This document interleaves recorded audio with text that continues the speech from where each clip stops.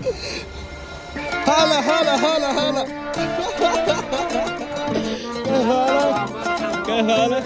كويس.